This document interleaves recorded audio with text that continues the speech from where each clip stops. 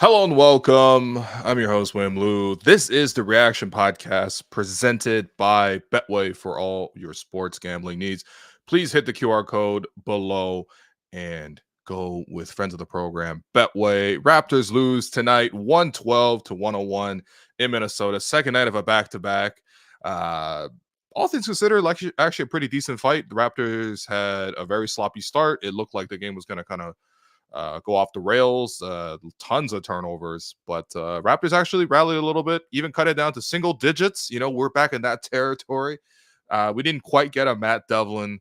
They're right there, but they were almost right there, and maybe like 3 or 4 more right there's, and you could have made this a chance to steal it at the end. But obviously, Minnesota is a very, very advanced team as compared to what Toronto is. So we didn't get those Matt Devlin, he's right there moments, but we do have Samson Folk of Raptors Republic. We're going to add him to the stage here. No Jerome Chang, producer Jerome Chang is not here, so we got to have to self-produce. Alex Wong is taking your questions in the chat, so please continue to leave them in the live stream. He will collect those. I know we didn't get those last night, so we will definitely get some more of them tonight. Samson, man, how you doing? Doing good. Oh, they're right there, Jack. They are. It's They're selling this hard, man. Yeah, man. It's tough game because when you come into Minnesota, especially with Randle, it's going to be physical. Second night of a back-to-back. You're also not as big a team as you usually are. Like they're going to bring it to you. And I thought like Ant was fine enough in this game, but Randle was the guy he was the straw that stirred the drink.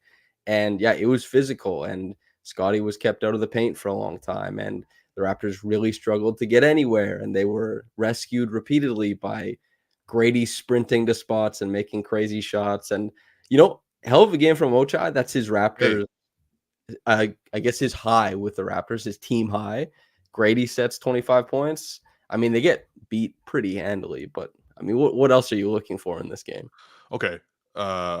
I think actually this game was kind of interesting for some of the reasons you listed. So I kind of want to go one good, one bad, one good, one bad, Okay. and then we'll eventually run out of goods and bads. Although I gotta say, spoiler alert, Bruno actually was kind of on the good edge of the ledger today. Let's start with probably the biggest positive of this game. Grady Dick ends up scoring 25. They said it was his Raptors career high, I guess, which Yep. why don't I feel like he had like a 27-point game last season? But in any case, Grady was very impressive in this one with the scoring. It's a strange situation right now with the starting lineup where it feels like he's like the only shooter out there for them. You would love to see more from Davion. Ochai actually hit 3 threes. That was nice, but mostly obviously a standstill corner shooter right now. Grady's the guy moving around, causing havoc. And it's not like he's just nailed a bunch of threes, although he did make four or three, Yeah, 4 threes. But he also made just a very impressive catalog of sort of push shots, floaters, mid range, and one.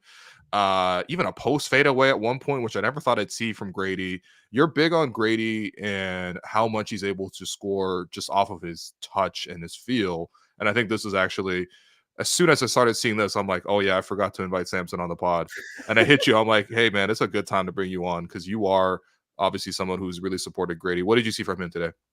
Yeah, it's a continuation of what really made sense in game one. It's a continuation of what worked in preseason, and it is a necessity for a Raptors team that you saw them. They kept getting trapped above the break because they couldn't penetrate the Wolves defense. The Wolves, they have Gobert in there. If they do get that far, there just wasn't anything fruitful happening when they got deep. So what do? You get a little bit more creative on the perimeter. You put Grady in as many actions as possible to see if you can draw closeouts, to see if he can get going downhill. And it's not just that, he's a good shooter, but he's perfectly willing to throw himself at the basket. He's perfectly willing to run for the full duration of the 24-second shot clock and sprint out in transition before, you start moving that way.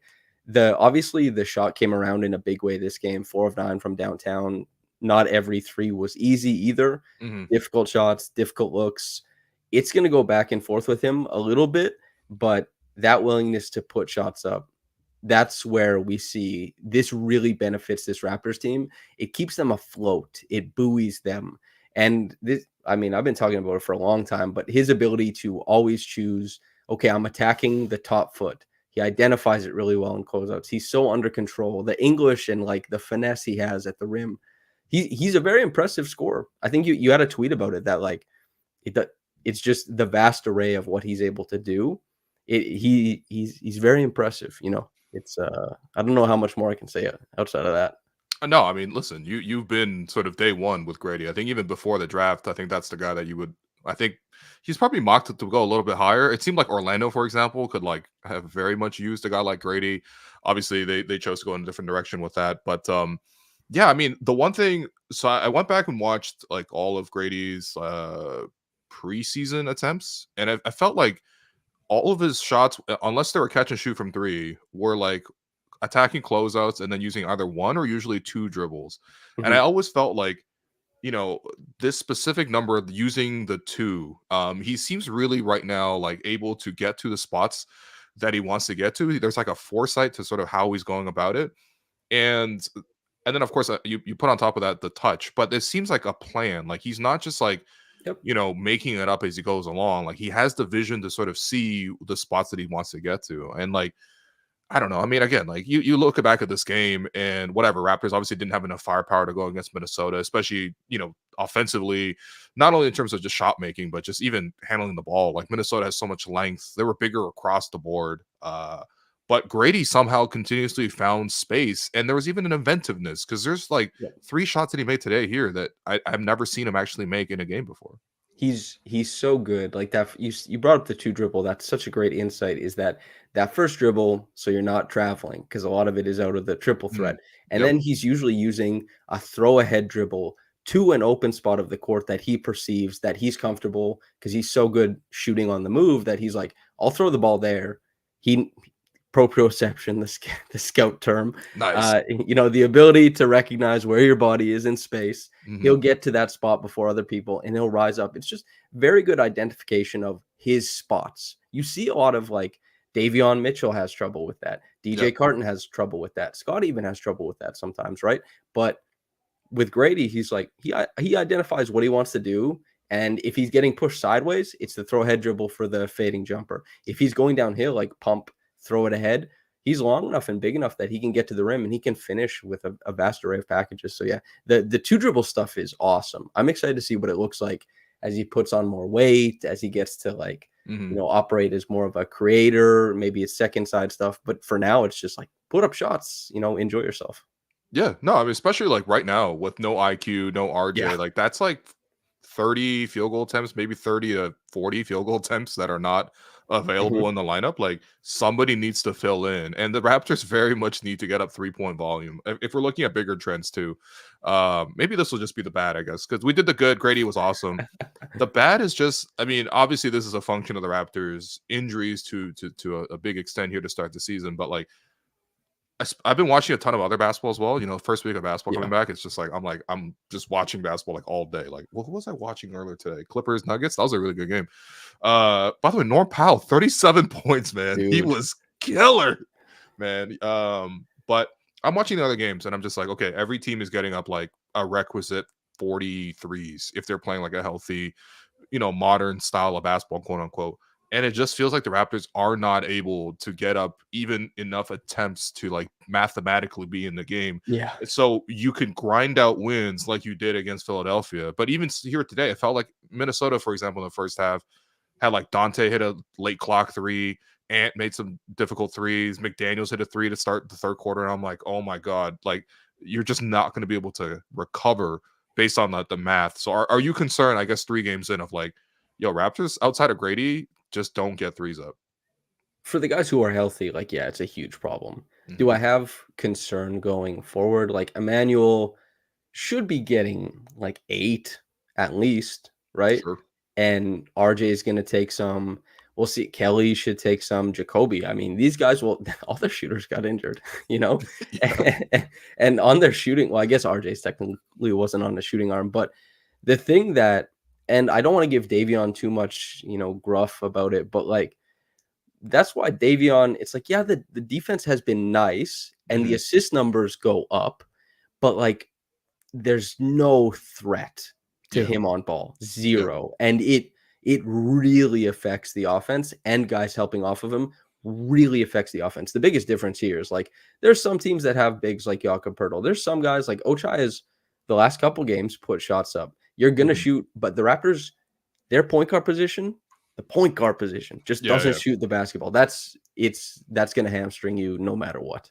Yeah, I mean tonight Ochai was 8 of 12, which is great. We'll talk about Ochai in a second, Awesome. but Yeah. Davion 0 points, 0 of 5 in 28 minutes. He had the nice steal against Ant. I thought Ant was just like bullshitting for like a lot of this game. Actually, I've seen all 3 Timberwolves games. He's really just been like doing whatever he wants. Like, yeah, man. it's not a very disciplined style of play, but then again, I think he has like 4 baby moms at this point too. So like, that might just be an overall trend. I mean, I don't want to judge. Never mind. Do what you want, man. Again, this guy, if anyone has enough money to support this, an NBA player on a max contract would. But like, Davion 0-5 from the field, 0 points, and then Jamal Shed. Look, we all love Jamal, but like offensively, he knocked down that 1-3 against. I think like the defense went under on him. He knocked it down. That was nice to see.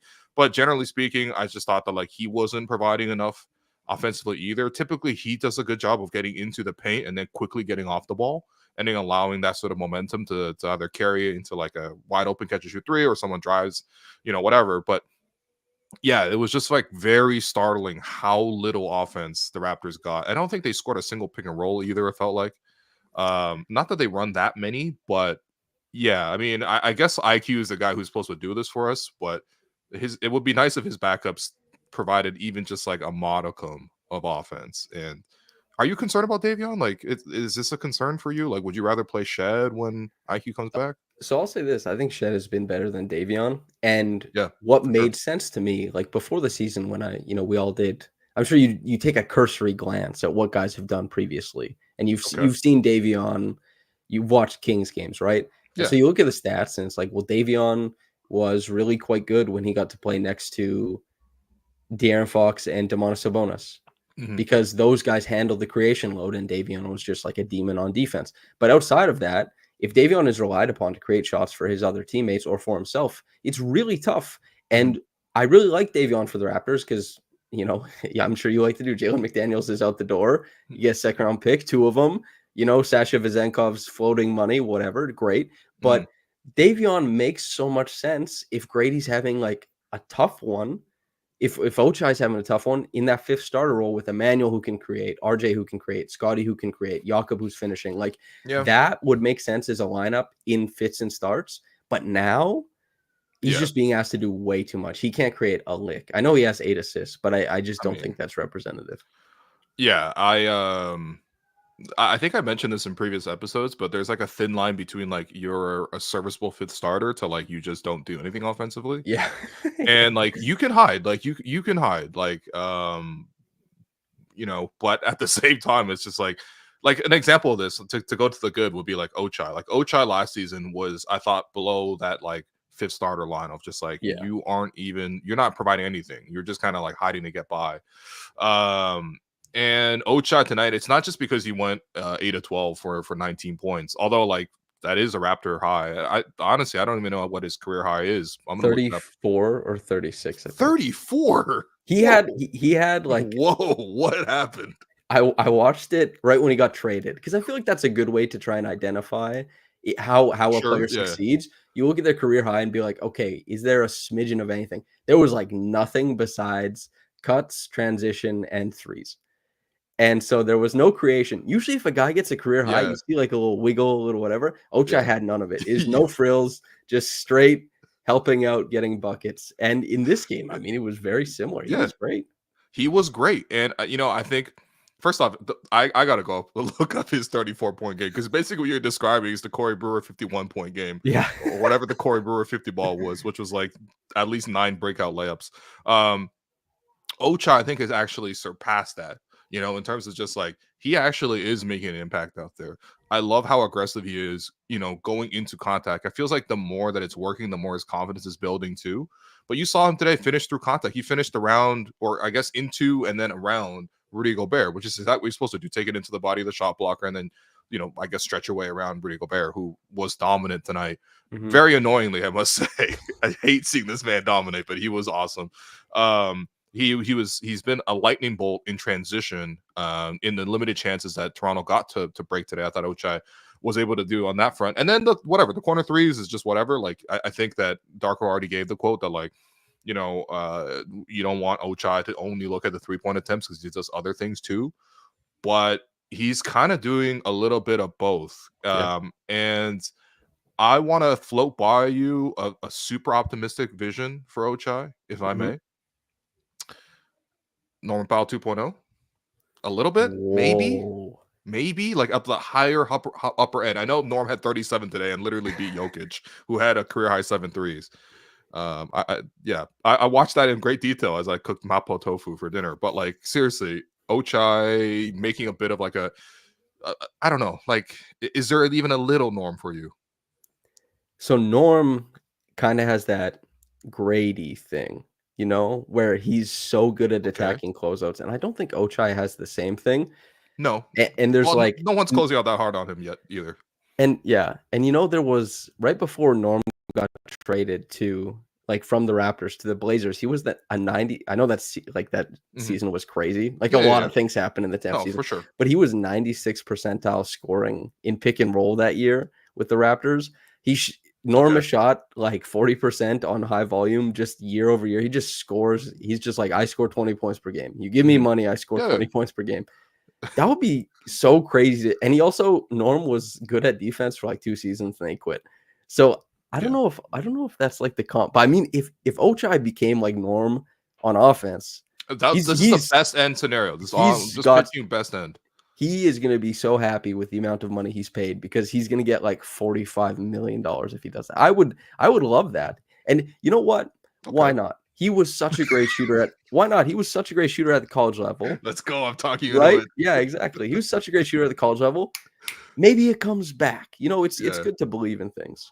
It is good to believe in things. No, this is very much like a door-to-door salesman type of pitch of like hit you with something super aggressive right away.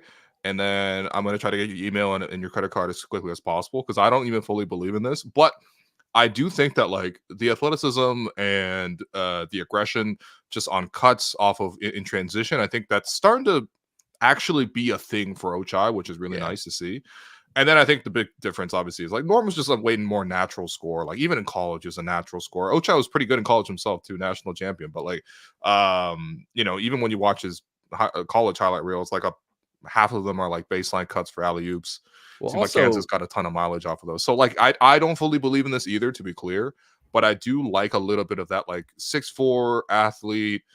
Has a lot of the offense created for him. I think Norm nowadays has gotten so good that he's starting to create his own offense too. But I felt like the lasting image I had for Norm was like he would really be a great finisher around what other people created for him. Always was an outlet for in transition, and then just became like super money from 3. Like Norm was like he's been 60% true shooting for like every year. I think every year since like 2018. I think the championship year. So, but have you ever wondered if Ochai understands the grind? Because that might be the difference maker here. Oh, word. Yeah. Well, yeah. I mean, Ochai, I feel like he doesn't have like the natural like swagger that Norm did. You know what I mean? Like, I feel like Ochai is always like, what's the most responsible thing? And I'm going to do it. What's the right thing? And I'm going to do it. Like, he wouldn't have like, he doesn't have that like fast break, like what Norm did this steal as a rookie. And I'm just going to like take off from way too far out to the point where I'm almost dropping the ball. Norm postered AD, like defensive player of the year candidate AD. Yeah. Well, there's a lot of pop over there in Norm Powell, in those bow-legged, legs. There's a lot of pop in there. He was spring-loaded. But hey, listen, Ochai, tonight you touched the face of God, which is in this case Norman Powell, on an average night. So happy for you, Ochai. I tried my best for you, man. Okay, your more negatives. I guess I didn't fully understand the rotations tonight. I guess like on one hand, Darko's hands are fully tied behind his back, in the sense that he has 5 players out right now, 4 of them who will definitely be in his rotation. And it's the second half of back-to-back, and they played a long game last night. Whatever, they talked about, like, they got in late, whatever. But, like, yeah, I don't know. Like, Grady's sitting for a long time, right? I think he sat midway through the third quarter and didn't come back until, like, 6 minutes left in the fourth. Ended up only playing 29 minutes, especially because you had no other shooting. Like, you definitely needed him to be on the floor. Same thing with Ochai. Ochai also basically sat the same time as Grady. That didn't really work out for them. Like, I didn't mind, I guess, like when he tried to experiment a little bit with like other point guards coming in, but I didn't think DJ Carden had a particularly good game. He had like 3 turnovers right away. And yeah, hero of yesterday's game, Jonathan Mobo, who I'm sure you're really excited to see that performance, barely even got a chance to play in this one. So yeah, what did you think of the rotation? Rotation was really weird. I know Bruno had a nice stretch in the fourth quarter. Yeah, he did. He You're did. like, oh, he's putting body on body, getting to places. There's some gumption there, like he's making it happen. But Mobo, I thought in his 8 minutes, almost 9 minutes, I thought was quite impactful. Yeah, he looked good. Forced Andy to that air ball 1-on-1. That was awesome. He's flipping hips, chopping steps. Like, man, when I see that, I'm gassed, man. I'm like, let's go. Nice. And also like 2 steals, an assist, 3 boards. Like he went 1 for 3 again because Mobo, the thing that will escape him, I hope, for a shorter amount of time than it might actually happen with, is that like he's not finishing. Like even he had such an awesome game last night, but he's 3 for 8. I've never seen an energy big throw up so many floaters, and he's not an energy big necessarily. Like, I think that's just like the role that have him in right now.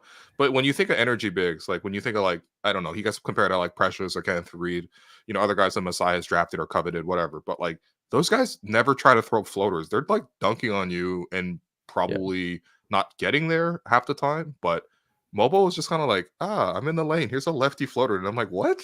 Yeah, or it's like, right. Yeah, Montrez was the big like power dribble, like bump, shift the guy, then go up. Draymond Green got to play with Steph Curry, so every time he missed a floater, a guy would just swoop in for a lob. Like Iggy would just catch a lob if he was missing it. Mobo was not so lucky, but yeah, I was confused why Grady sat for so long. I was confused why Davion got so much run. Yeah, I was confused about Mobo, and like you're right, Carton did struggle. Like there were a couple. Like he had a couple nice, like he knifed into the lane a few times, but mostly it was like he had trouble initiating. And so, like, I guess you just have to give Darko and the team a bit of grace because everyone is injured. They have four rotation players injured, I think, right now. So trying out different stuff, but especially like, I don't know if Mobo seemed tired or if they talked about this stuff pregame or if they were seeing something that nobody else is seeing. Like coaching staffs do sometimes, but yeah, it was a little disappointing. Yeah, I think for me, honestly, I was just excited to see more Mobo because he was so impactful in the Sixers game. And I know it was a totally different matchup. Like the Sixers didn't have, even though they had Andre Drummond just looked mad washed to me. I'm sorry, but like I feel like Yak really dominated that matchup. Yeah. And thinking back, I can't believe I didn't give Yak one of the 3 stars. He was awesome. He was great. Yeah, but I mean, I don't know, man. When else are you gonna give Jamison Battle a star? So had to sort of slide that one in there. But like obviously today Gobert playing, I think Gobert played like 20 of the first 22 minutes as well, which really helped bump the lead up for Minnesota, and then they can cruise a little bit from there. Have you ever given a star to a 2-way player this early into a season?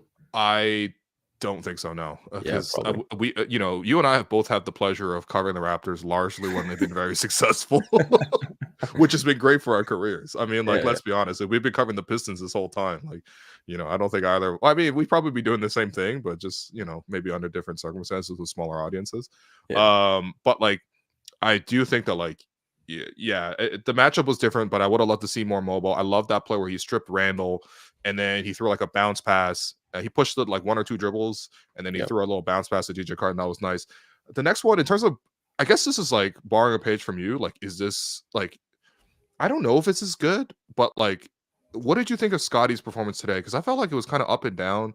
Maybe there's like a expectation that people are like, he's going to break out, he's going to make this jump. All of a sudden, he's going to be like dominant ISO scorer, kind of like an Anthony Edwards, or not even Anthony Edwards, but like some sort of semblance of shot creation individually and breaking people down and being super aggressive. But it still seems like it's very similar where it's like he's going to be aggressive in certain moments.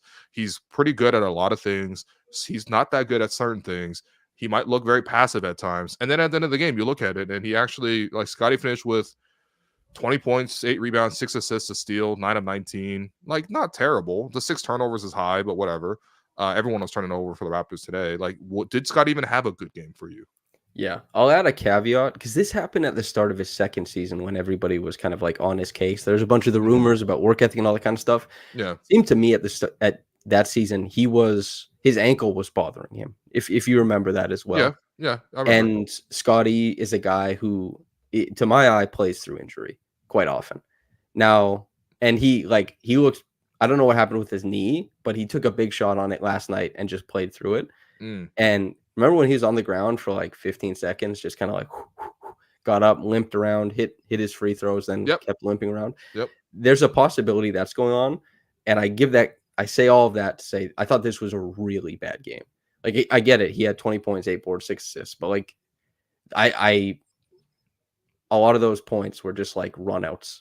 He wasn't creating. He got stuck above the break. He had so much trouble getting past his primary defender. I know he finished with 6 assists, and he had a couple really nice plays, particularly to the dunker spot, which I love playmaking to the dunker spot. Hey, him to Jamison battle, man. That worked twice. Yep. And it was so great because Jamison made the right read because he set the screen the first time, saw that Dante and Julius were trying to blitz it and then switch. And so he said, okay, the next time I get this, I'm sprinting to the dunker spot. He did it, and then Scottie made the look away. Great basketball, but like, no, this was in my estimation, a really, really poor game from Scottie. And you're allowed to have poor games, but I just like Scottie struggled at creating offense for his teammates. He wasn't super engaged defensively, like he was maybe a step slow there. And he's still a star. These things will pan out, but for tonight, it was like I think a really tough game. Yeah, like for example, I don't think anyone would have seen what Maxey did last night, going 6 of 23 and be like, Maxey's not a star. That was a bad max contract. Like, nobody's really doing that. And actually, I just don't think no one's doing that really. But I do think it's interesting to evaluate because, like, on one hand, you can always sort of continue to make similar cases of like, let's be honest, Scottie didn't have a lot of like help around him in terms of taking the pressure off of him. You know, he sees a lot of double teams. The spacing's not ideal. They're asking him to carry some bench lineups. I would say that, like, honestly, 80% of this is true for like 80% of stars out there. You know what I mean? Like, part of you being a star is like your job is to do the exceptional, and you gotta, you know, I don't know any star really that sees, you know, single coverage. Even the Celtics, like, those guys don't even necessarily see single coverage. And they have, like, obviously the best team environment for a star to thrive. Also, Tatum, by the way, has just been awesome to start the season. It's breaking my heart, man. Well, to your no point, more too, agendas left. Yeah, to your point too, is like in 2021-22, both Pascal and Fred were in the top 10 in double frequency. Yes. And they're not even like stars. They're not like the silver bullet star out there. But it was a function of the team. Like, who gets, so Scottie's seeing a lot right now. We'll see less when RJ and IQ are back in the lineup. RJ, I think, will be first. IQ, maybe, who knows? And RJ, like, the thing is, Scottie, everyone should still be so optimistic about it. But Scottie scored less points per game after the Pascal trade. Scottie scored like less. It wasn't that Scottie was so ready to take on all the usage and jump to 24, 25 points per game. He scored less than 18 points per game after scoring 21 with Pascal. Having that attention elsewhere was really good. And also, RJ was the Raptors' highest frequency driver while he played with Scottie. He was the highest frequency scorer while he played with Scottie. Like, and that doesn't mean RJ is better than Scottie. Scottie's the star, but it's just like, what are the natural strengths of his game? What does he get to flex often? And right now he's being put in such an uncomfortable position for what his strengths are, which is just like create from a standstill against good defenses, which has never been the bulk of his strength. It's something he's learning. So, like, no, he didn't play well, but he's being asked to do difficult things. And yeah. Well, I mean, look, I think honestly, even with IQ and RJ, when they return, like, I think Scottie will still be the number one item on the scouting report. Like, it would need to be at least 20 games of like other guys cooking, or maybe even 10 games, let's say, when they start to sort of flip it. But like any team coming in, they're going to have ideas for how to stop Scottie. They have specific, you know, like we saw in game 1, Cleveland. They were like, all right, when Scottie goes to when Scottie and bench, we're going to zone up and they're going to make it really difficult. And we're going to have Mobley guard him as much as possible. You know, Nick Nurse is just Nick Nurse. He probably would have done this for anybody. I still remember Nick Nurse when we played in the bubble. Our Raptors beat Brooklyn in the first round. And there was one game when I was like, tracking, and I'm like, Karis LeVert was our number one guy at that time Yep. due to a bunch of injuries. But I was like, wow, the Raptors have thrown like 6 different defenses at Karis LeVert. Like that's insane. That's just over the top, you know. So Nick will do this to anybody, but he, you know, obviously he did that to Scottie as well. And then in this game, it's kind of similar in that idea. So I think maybe it's productive to sort of like, especially while you're here, like let's draw out like what actually is the parameters of whether or not Scottie had a good game or not, especially offensively. Because I think defensively, tonight I agree with you. He looked a little tired. He might have looked a little banged up. He was holding his finger at 1.2 in the fourth quarter, so hopefully he's okay. But like, whatever. Defensively, he's usually pretty good. But like offensively, I think that's where, you know, the opinions fluctuate so much with Scottie. So what are the actual parameters that you're looking for a good Scottie game versus a bad Scottie game? A high assist number is really important. The pace of the game. Scottie, one of the things he's best at is injecting pace into actions, is using more step up screens when he's carrying up court, giving a team that, like, maybe you get 14 transition possessions in a game, but you put Scottie there and suddenly it becomes like 17 or 18 because of his willingness to push and his unbelievable transition passing. 4 extra transition possessions, if you look at how much, you know, points per possession they equal, is a huge deal over the course of the game. That's how he impacts things. The inertia of his downhill drives. If you start getting Scottie going sideways, if he's going sideways, I think the game for him is going quite poor. Because Scottie is a guy who manages to, even when he's going slow, even when the advantage isn't necessarily there, he keeps going downhill. He just has that momentum that carries him deep into the paint, and he's comfortable with the short mid-range shot. He's such a good passer to the lay down, to the corner, even back above the break. That kind of stuff is the real strength of his game. So when you start getting Scottie to move sideways is when things, you know, not to be funny, but they start going sideways for the offense. So his downhill momentum, that inertia, I think is the number one indicator of what makes a good Scottie game or not. And he had it against the 76ers. It was the very first play he made. It was a dunk over 2 people. Yep. It's so important to what he does. And without IQ there to like shallow the double drag screens, without RJ there to pull guys, it's just, you can't get people to vacate the paint. So that downhill, and especially with Rudy Gobert, that downhill inertia is not exactly the same. I think that's it. What is it to you?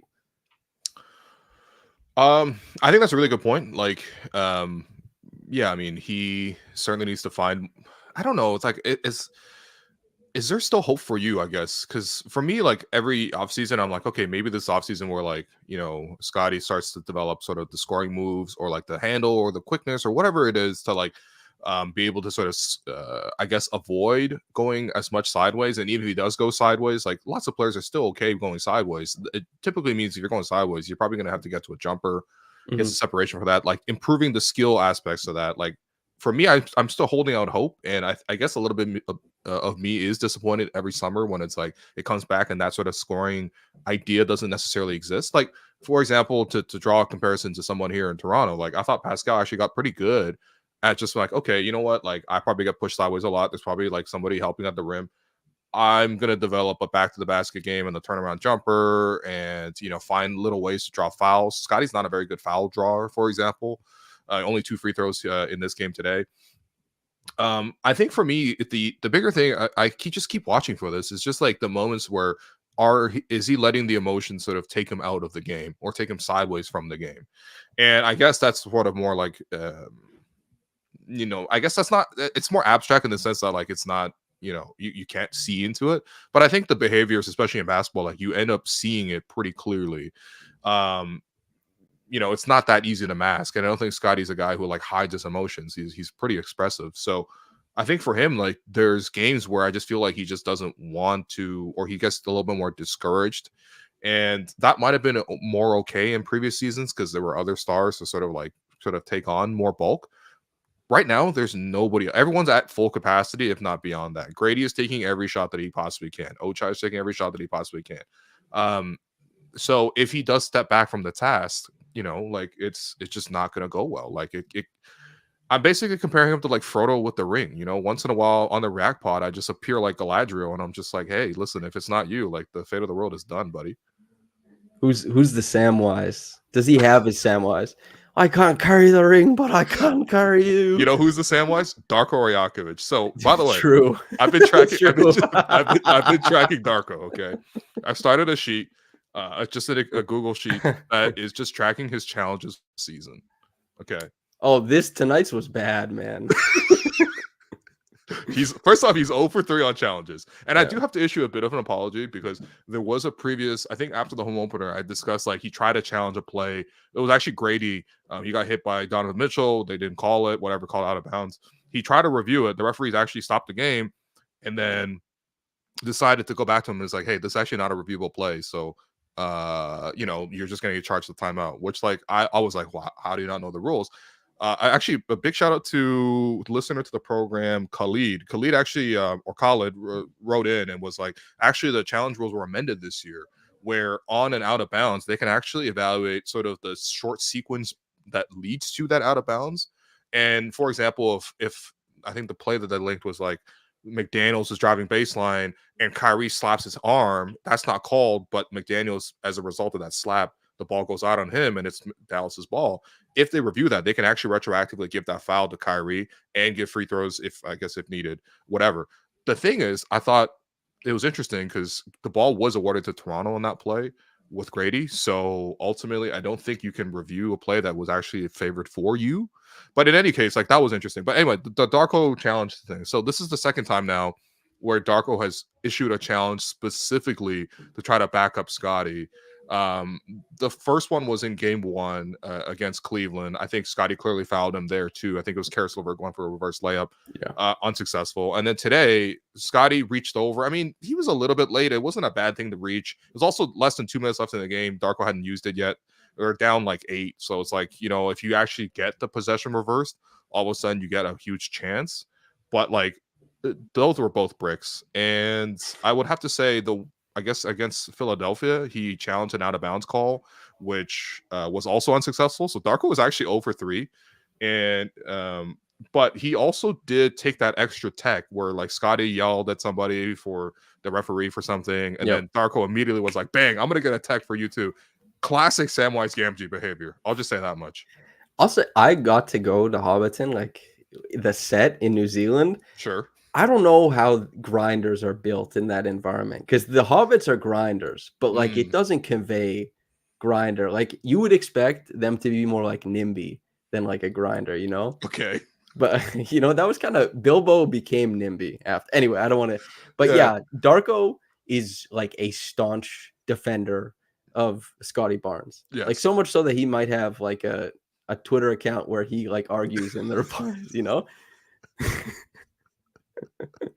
I think Scottie's got enough of those, man. I think there's a whole name for them. And honestly, like Scottie deserves a lot of support. Like this is sort of what the whole organization is. I think that's probably the number one thing when the Raptors were trying to hire the next head coach after Nick Nurse. They were like, what do you think about Scottie? What's your plan for Scottie? What's your plan to develop him? And honestly, are you willing to, die for him? Because like this is kind of like this is Samwise Gamgee approach to him, man. Exactly. And like, you know what? Like honestly, like I hope at the end of this, like after like, whatever amount of time that they spent together and whatever amount of progress, that it's like, at the end of it, Frodo's like, you know what? They have that speech at Asgiliath, before Faramir lets him go after he got captured. And then he's just like, you know what? In all those stories, Frodo wouldn't have gone far without Sam. And, like just something to reward him. But Darko was there for Scottie every time. Even if Scottie's wrong, Darko's like, I'm still going to back you. You know what's funny? Yeah. The pacing of Scottie Barnes is gonna be the face of the league is the exact same as like, do you want to know why your brother died? It's like, yo, that's a sick connection, dog. This is actually insane. Yeah, so that makes Nick Nurse Boromir in this case. Yeah. Oh my days! Nick, you betrayed us. You betrayed us. You went against Frodo. By the way, you were there for Nick's press conference before the game yesterday, right? I had such a funny interaction with him. Keith Pompey. I don't know if you noticed Nick started talking away from the mic when he was answering me, but Keith was just like in the way, and Nick and I were trying to like make eye contact around his head around Keith's head the whole time. It was really funny. He was like, "Yeah," and he just kept talking like that. Pretty good bit. Yeah, I had the opposite experience with Nick. When I asked my question to Nick, which was a very innocuous question, it was just like, "Hey, what's it like working with Kyle again?" He saw me. He saw that it was me who asked the question, and started looking away from me after answering. And I'm like, "Yeah, that's right, Nick. It's probably because for a whole month straight on the Raptors show, I was just calling you out, but whatever. That's besides the point. The question that I forget who, maybe Josh or Grange asked about sort of the progress that Scottie's made. And I think Nick did give a good answer in the sense that I think it was fair, and it's also his assessment of the game. He didn't slander Scottie or whatever, but he did kind of say that he's just like, yeah, Scottie, you know, he gets his one or two little buckets here or there, and I was just like, it just felt a little more dismissive than I was like, it just, I don't know, maybe it's just because like again, compared to Darko, it's like, you know, Scottie Barnes is gonna be like face of the league, but yeah, it was, I don't know, what I heard it, I was like, damn, that was not effusive praise. It was kind of like very like, here's what I see. And He talked about him like a garbage man power forward a he's little like, bit. yeah, he's like, man, it's like if Bam had a little bit more like of a handle. Like, Yeah. anyway, okay. I think that probably is it for the good and bad. I mean, the last bad I had was just basically like, I didn't like Yak's defense on He Randle, struggled. but yeah. Oh man, he got cooked. There was a guy. Cooked. I feel like all 4 of his fouls were on Randle. So I did a mailbag today, like the live stream, and I spent the first 15 minutes with my little journal detailing the different schemes the Raptors threw at Maxey. And I got to spend a little bit of time being like, Jakob was so good at the level of the screen. Jakob was awesome. And then tonight versus Randle, he was like, this is too much for me. Jesus, I cannot I cannot abide. You know, like he had so much trouble with Randle. But Randle, like, I think Randle is just very underrated because people are like, it's Randle. But he'll give you 25, 10, and 5. And he'll just but not in the way you like it, okay? Yeah. A Randle 28 and 5 is not a Scottie 28 and 5. I'll just say that much. Okay. That's true. It's definitely not as pretty. There's a couple times he looked off his teammates that I was just like, what in the hell is this guy doing? There was one where McDaniels is wide open, like nobody on the side of the court is him. And he's like, nah, it's time for me to turn around into a jump hook. Like, and the funny thing with that one too was McDaniels was open in the strong side corner. Yeah. Like Gobert was also wide open under the rim because the 2 Raptors stepped up to Randle, and he was just like, nah, it's Randle time, bro. Like, this is I'm trying to get a bucket. Yeah. Anyway, look, Yak, when he's good, the Raptors are actually like decent, and when he hasn't been, like in game 1 or game 3, it's just kind of a mess. Okay, we're gonna take a quick break right here because we're gonna bring you a message from one of our sponsors. Cool. So by now you've already heard the news that Coors Light, as part of the Raptors' 30th anniversary, has these very specially branded cans. They look beautiful. Look at these things, man. Look at these. They're covering each era from the first 30 years of the Raptors, and you can get them now at select LCBO stores, participating bars and restaurants across the GTA, and also at Scotiabank Arena. But one more thing, Will, make sure to check out ERAineveryCan.com, ERAineveryCan.com to check out these limited edition cans, and fans can go on the website and enter for a chance to win exclusive Coors Light Raptors prizes. I heard there's some really cool merch collabs and other things happening as well. So. No, I'm actually, you know what? You actually did tell me what those collabs are going to be. And I got to say, like, I'm really, really excited. I know Coors Light is a partner that we've worked with in the past as well, but this is just beautiful. Like, honestly, I don't even know if I want to drink these cans, man. You got like the OG, you know, you got like the championship season, and then you got like whatever's in between. I guess the Chris Bosh can. I'll probably drink the Chris Bosh can if it was I mean, one to rock, one to stock, and also for Raptors fans, like, make sure you keep an eye out. Follow Coors Light on social because they're gonna pop up around the city as well. Oh, word? I'm hearing they might be at Rogers Center. They might be outside Scotiabank Arena. They might be at Nathan Phillips Square for more prize giveaways. So make sure you check that out. Remember, you must be 19 plus and celebrate responsibly. I'm going to be there. I can't wait to celebrate. Like I said, I'm going to be there. I can't wait to celebrate. These things are actually beautiful. Honestly, the Raptors are doing such a good job of turning the 30th anniversary into this like gigantic event that's like kind of defining the season for them, I guess. You know, not to say that like we're trying to distract from the encore product, because we don't need to do that. We can be mature and just be like, hey, we're developing. But the Raptors actually done a really good job, at least so far, of turning this thing into like just a big celebration. Like, I was made aware of last week, maybe early this week, by a friend of the program, Josh Hart. He's like, yo, did you know it's Utah Jazz's 50th anniversary? And I'm like, no. What? And the Utah Jazz are like relatively like, I mean, they've been more successful outside of championships because obviously they didn't get that, but like a very successful franchise over the years with like lots of good and bad characters, but like still like, but like I haven't heard a single damn thing about no like 50th anniversary. I'm not seeing special jerseys with like special like whatever promotions. Like Raptors actually really turned the 30th anniversary into like a real thing worth celebrating. So shouts to the Raptors. God bless no Karl Malone in the Raptors, like the annals of their history. Also, Josh, Buddy. we both live in Rexdale. That's right. The one day I was just walking in Rexdale and somebody was shouting at me from a window, and it was Josh. And I just went over and we just chatted it up. Nice. It was great. Yeah, I was like, oh, what the hell? That's nice. Where was this on Westmoreland, man? Where was this, man? Close. I can't give out the address. You're right. Sorry, my bad. Was this beside Naki? All right. Shouts out my Rexdale friends, including you two, apparently. Shouts to Josh too for moving back to Rexdale, man. A lot of people like grow up in Rexdale and move out of it. Josh is like, nah, I'm going back, man. Okay, we are taking your questions, and producer Alex, I'm gonna trust that you have the ability to surface these questions for us, bro. So please, let's just try to go ahead and do this. First one. Thank you, Alex. This is why I trust you, man. L8 2 Class Productions. Okay, nice little free plug and promo. Nah, Nick Nurse's worm tongue. All right, Sam said, for people who don't watch Lord of the Rings, can you give context? Because otherwise, this is just straight weird. It's basically, it's in the name. Worm tongue was he's like a speaker in the ear of fascism. He's a like that's what he brings. He is there to provide disinformation, not misinformation, because it's disinformation because he's doing it purposefully. Okay. Why do they trouble you in this hour so late, my lord? He's just there. Yeah. That's, and I don't know who Nick Nurse is whispering to, but like, whatever. Sure, yeah. I'll let it bang. There's a agreement worth on angle that I cannot say publicly, but I'll maybe tell you off air.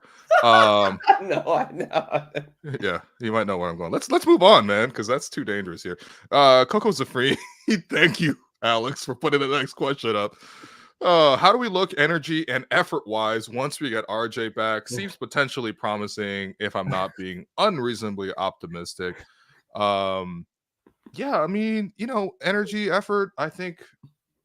To be honest, like I think they're giving it a good go. Like Darko's bringing in like super hungry third stringers who are like, I'm sure they weren't expecting to play this early in the season, and everyone's sort of like chipping in. It's a developmental year. People are getting minutes. That's the number one way to sort of help these guys develop too, is to give them time.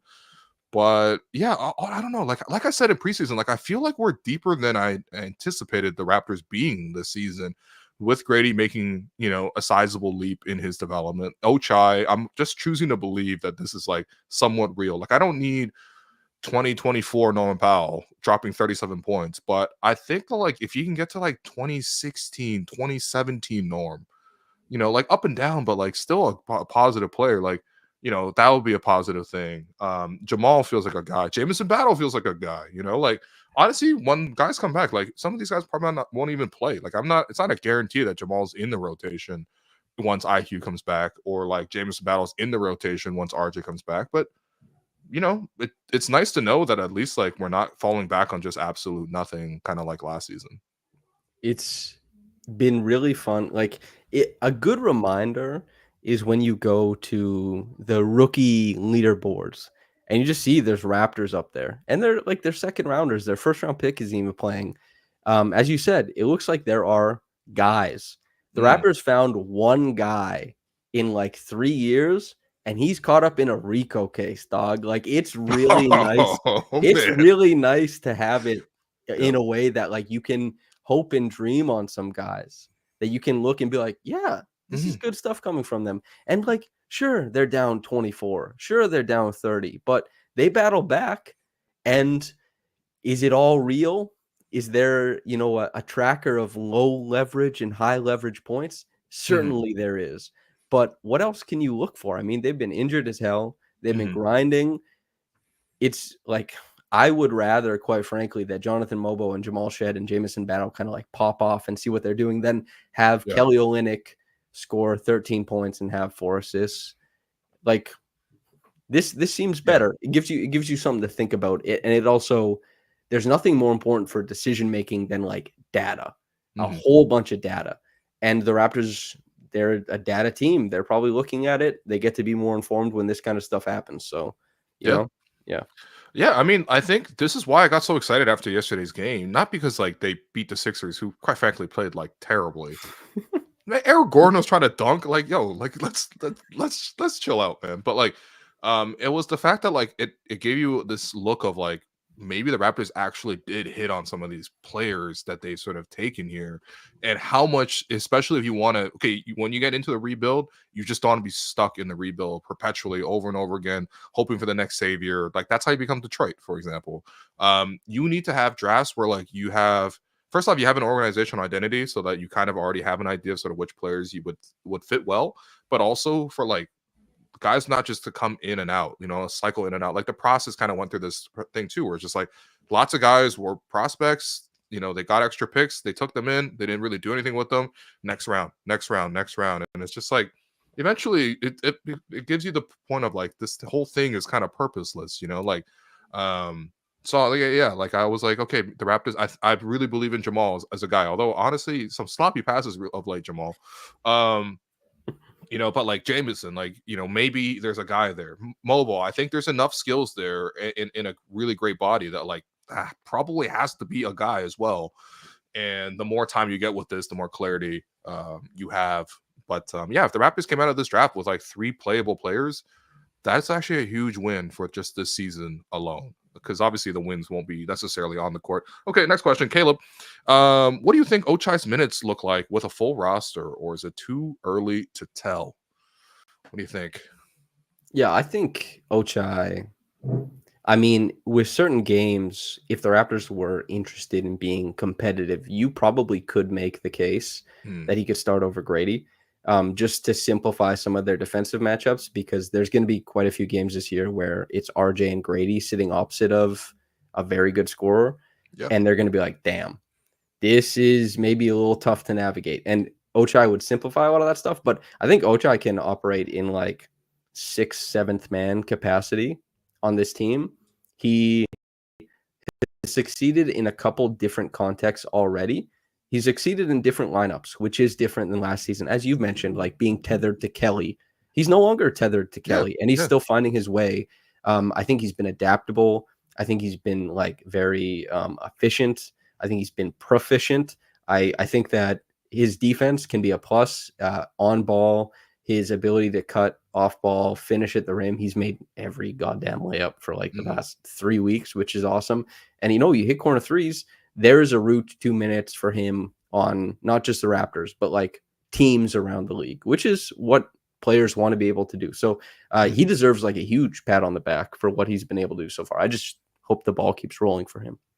Yeah, it's a good point, actually. Kelly is like training wheels for pretty much any player on this roster right now. It's a feel-good story that he's back. He's also a pretty good player, especially offensively, defensively, whatever. But like, like the fact that Ochai is succeeding without him right now is quite nice. So, he sounds like he's gonna go to the bench because, like, I think RJ spoke to the media.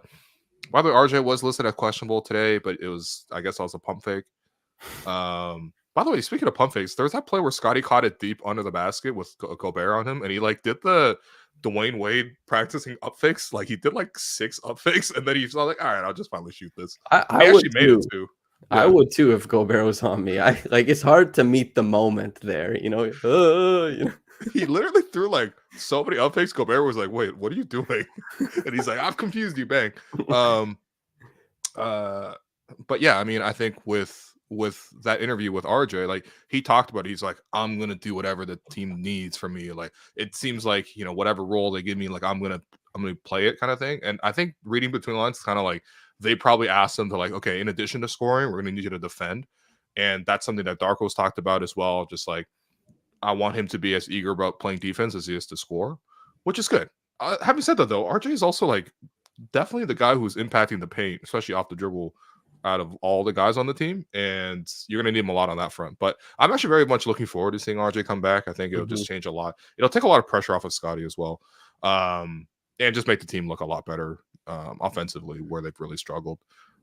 So yeah, that's where we're at with RJ. And if Ochai has to come off the bench, that's okay.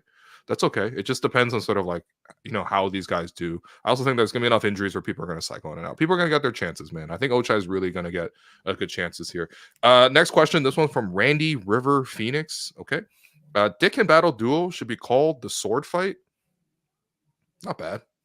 The best one was you remember the Montreal game when Grady threw the lob to Mobo. It's the Moby Dick. That's Keenan. You played soccer with Keenan. Yes. That was the Moby Dick. Yeah. Yes. The Mario Balotelli of Score FC. Just kidding. That man is very talented. He's very talented. He was one of our best strikers we've ever had, but also a walking yellow card. That's you, Keenan. That's what you take the good with the bad, buddy. Yeah. I played basketball with him, and he constantly, every time he plays a bad game of basketball, he's like, "This isn't my sport. You guys gotta see me on the pitch." He's like, ask Will about me. No, he's good. No, I believe him. Yeah, I believe him. Yeah, he's good. He took us to the finals once, and then we played like a bunch of gym bros in the finals. Like Damn. They were like the official team of some gym, like I don't know, Global Fitness or something like that.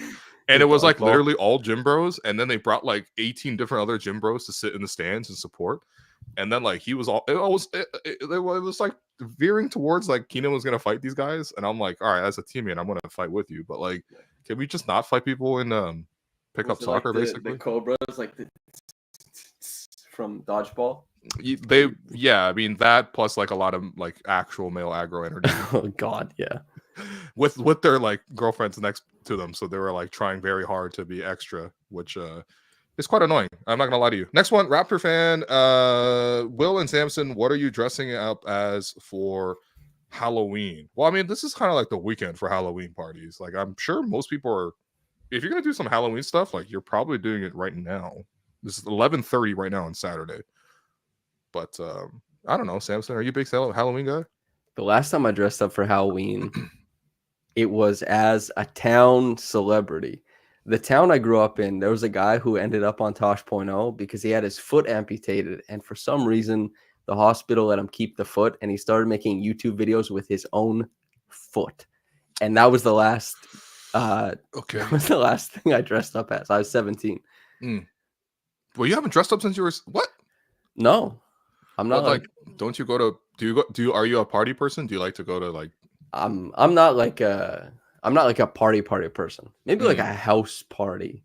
Yeah. But like a chill house party. Yeah, that's like half the parties in Toronto, basically. Yeah.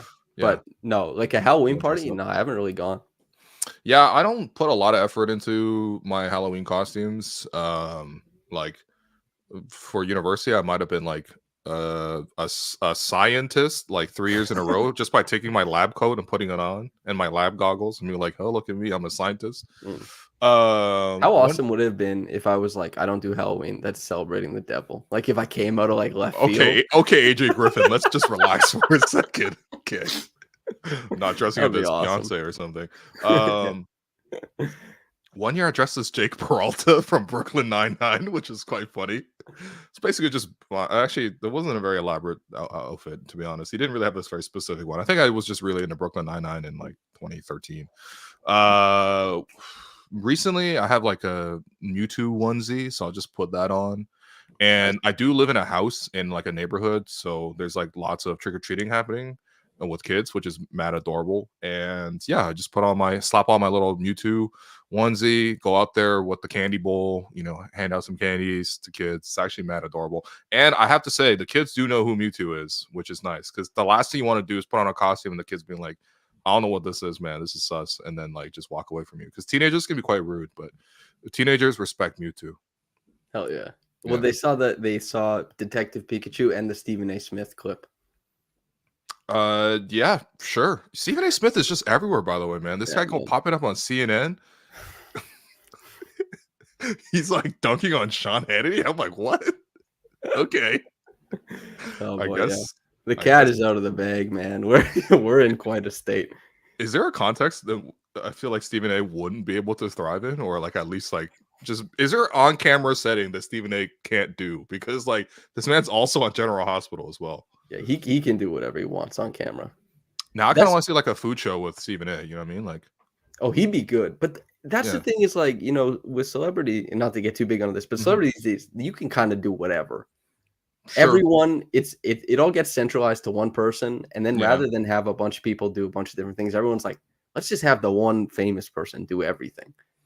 Yeah, that's kind of like Snoop Dogg at the Olympics. They're just like, no big reason for this. It's just like, I'm Snoop. I'm like lovely and charismatic at all points. And it's just going to work. It's just going to work out. You're just going to want to see me. But I don't know who decides like who these people are though, like at any given point in the zeitgeist. You know what I mean? Like it's like Andrew Garfield is now like very popular and topical. And I guess he has a movie coming out with Florence Pugh, but like, I feel like he's kind of like everywhere at any given moment. Also, it feels like 4 like pop girlies have just popped out of nowhere and they're like all over everyone's pages, no matter what you do. Andrew Garfield has loomed large in my life forever. I've always really liked him. He's one of my favorite actors. But yeah, there's like he is really good. Yeah. Sabrina Carpenter, Olivia Rodrigo. Sure. There's the Canadian one. There's a Canadian girl. Tate McRae, McRae. She did the NHL All-Star game. She was like all over that too. There you go. And there's someone else, I'm sure. Charlie XCX, sure, yeah. Tommy Goodman had like 3 good weeks or whatever it was. Yeah. Right. I don't know. Are you on TikTok? Like, is this like? I don't have TikTok. Okay. Yeah. I don't have anything that includes endless scroll. I'm trying to like preserve my brain. I feel like it would go south for me very fast. Yes, for sure. I also feel like now that we're like there's so much endless scroll and gamified. Hello and welcome. Writes in, please wrap it up so I can go to Ossington. Alex, bro, like how many times are you gonna go to Ossington in a week, man? Like let's like what are you even doing on Ossington, man? You already saw Ennis Esmer. Shouts to Children and everything. You can watch it now on CTV. But like you already saw him earlier today for like the entire day. Like tell us what you're up to in Ossington and maybe we'll decide. But I don't know. Like I think like algorithms now getting better and better too. It's just like I just worry that we're gonna get pushed into very specific corners. And I always like the internet as like a place that you can kind of like randomly discover things. And if you're always getting fed things that they know that you like or that think that you like, or like some predetermined topics, then we're just going to be centralized in a way that I just don't feel like that takes away like your individuality in a way. But I don't know. I suppose it's a choice. Bar 222 LT. I don't think that's Alex, but you know what? He probably would go to Bar 222. Okay, he has 2 more questions. Let's go. Let's hit those 2 questions, man. What else we got, Alex? No? Was that? Oh, Troy Knights. Do we have the worst center rotation in the league? I mean, okay, let me look at other. I don't know, man. I don't know. Maybe every center. Wait. You look, and I'll talk. Okay, so obviously, Jakob Poeltl is good. Mm-hmm. I think you couldn't talk yourself out of him being a top. Like he's top 20 with a bullet. He's somewhere in there, and you could talk yourself maybe as high as 13 or 14 if you wanted to. Masai does have that famous thing where he's like, it was awesome. Top 10 center, yeah. I'm not sure if that's that one's sticking around. I don't know if he wants to hit that line again. And then obviously Bruno Fernando. I guess he is the backup 5. We should really call Kelly the backup 5. Like Bruno's on a pay as you go plan apparently. That's pretty wild. That was good reporting by Blake Murphy over at Sportsnet, being like, hey, actually the details of Bruno where they're like, we're gonna keep you out of the training camp, but we're gonna change your contract structure. We're like, we're not guaranteeing your contract.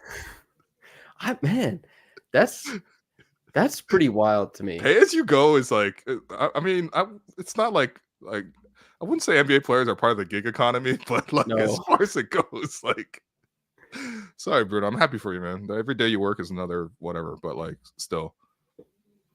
Do you see a team? Yeah.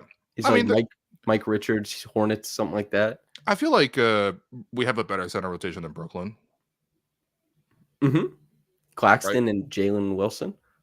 Well, it was Jalen Wilson the one we played him. I guess it's supposed to be Noah Clowney, one of those 2 guys. But I feel like we got a better center rotation than that.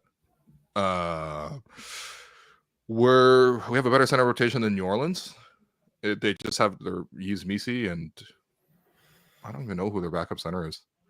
Larry Nance is a small 5. He's in Atlanta. He won in the DeJounte Murray trade. Right. Yeah. This is turning into who he played for. I like it. Washington is debatable to me. Like, it depends on how much you like Sarr as a rookie. You know, but I think like Jakob is definitely better than JV, for example. Mm-hmm. So that one's maybe a bit of a push. Obviously, Sarr is a number 2 overall pick. Utah, I feel like we got better centers than Utah. Like, I think Jakob's better than Walker Kessler. Yep. And honestly, he better be. That's so funny. Based on recent trades. Al Sems in chat says our center rotation is why MIG is a thing. That's like that's a bit of maybe it's a bit of marketing. They're like, we have to flip the switch, you know. Yeah, change the narrative. Darko is just changing it. I mean, San Antonio, like, I guess Wemby plays center, so that doesn't really count. But I mean, for the actual fives, I feel like he's better than Zach Collins, for example. But yeah, whatever. Alex, Jerome gonna come home and be like, yo, why was the post-game show 2 hours? Jerome is right now happily at karaoke right now. If I'm guessing, he's probably singing like some sort of like punk rock song, like Avril Lavigne. So Jerome, buddy, like, go enjoy your Saturday night, and happy birthday to one of your friends who I think is having a birthday. Maybe. Congrats. All right. Last question. James, Raptors will be lucky to have 5 wins in the first 20. I mean, I wouldn't say that's lucky. Maybe a different word, but like, they're 20% of the way to the wins, and they're 10% of the way to the games. Guys, come on. Like, I don't think the progress of this season is necessarily tracked in wins and losses. And like, I know that's like kind of the marketing speak too, but like, it's really like, did players improve from last year, or are these new players any good? And that's kind of the, you know, I guess that's kind of the wins. That's a little bit sad, but that's, I don't know. I mean, I don't know if you disagree with that. I feel like you probably do, though, or probably do agree. I think 5. I don't think they'd be lucky to have 5. And again, to your point, like, is it measured in wins? Like, I expect the Raptors, when they're healthy, to be similar to like a 500 team, but they're young. They like, it's not hopelessly dreaming on potential for them to expect their guys to improve. Like, guys improve from age, 20 or age 19 to age 26 all the time. It happens for so many players. So I think let's say they get 6 or 7, why not? I mean, I don't know. Depends how quickly RJ and Emmanuel come back. Yeah, which I don't think is like going to cost them like a month or anything. Like, I think those guys will be back, and hopefully that changes things. Okay, let's get to the 3 stars, the Gerald Henderson Award, the most improved, or the most important guy. Sorry, man. MI is usually most improved in a basketball context. 3 stars. Yeah, Samson, man. Who you got? Who you got for first, second, and third star? Just gotta pass the ball here. Wait, so second and third? So you want first? Nah, you just take all 3, man. Whatever.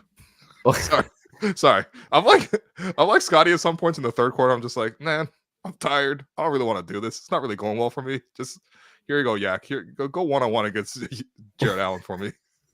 So I think Grady would be number 1. Yes. Okay. Career high. And just like the difficulty of the shots continues to impress me. Ochai, I think, is number 2. And like, probably numbers wise, you go with Scottie. But if I don't know, I'll leave number 3 to you, because you could get two-way 3 stars if you want to put Jamison Battle in there. But like, I feel like it's Scottie. I don't know. It's probably Scottie in terms of who is the third best player, but sometimes the stars are relative to the expectations. And I feel like Jamison continues to come in and do good. He did miss 2 wide open threes now, which is a little bit unfortunate. I guess he's not like the best shooter in the world, but like, he's obviously, I thought he played well, man. Let's give him the 3rd star. 9 points, 6 rebounds, 19 minutes. Darko, he's basically using him as Grady's backup, which almost like, why don't you play both of them? It's not like you'd only have one shooter on the floor. You know what I mean? Like, you could, the whole point of having multiple shooters is having multiple shooters. Grady stopped Ant in isolation, no help. Okay. So he's a stopper now. He's a stopper. He's it's just, that's what they call him, man. Who is it? Okay, your Gerald Henderson Award winner for who randomly killed the Raps. Not really anybody, I would say. And maybe Randle. I mean, Randle's a good player, but like, he really lit us up tonight, man. I don't know if you disagree with Randle, but like, I just go with Randle. I thought DiVincenzo actually gave Jamal like a lot of fits. I felt like Jamal wasn't as effective guarding off the ball. Maybe he was like one step away from his man a little too often. And then in the first shift that he had, I think Jamal's having trouble like snapping into things. Probably the first time he's come off the bench in a while too, because he started a couple years in Houston. But like when he comes in the game, he tends to pick up like one or two like early fouls. And it felt like DiVincenzo was getting him with some fakes. And then yeah, I just think that Jamal settled in a little bit more, but he's had to settle into every game rather than just like being effective right away. Bit of a learning curve for him.